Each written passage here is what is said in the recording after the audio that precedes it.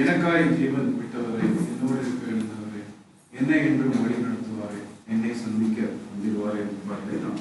ஒரு சரணம் மாத்திரம் பாடிவிட்டு பின்பதாக காணிக்கைகளை ஜெபித்து காணிக்கைகளை நாம் சேர்த்துக்கொள்வோம்.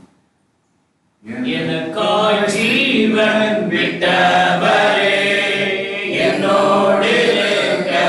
எழுந்தவரே, எனக்காய் ஜீவன் விட்டவரே,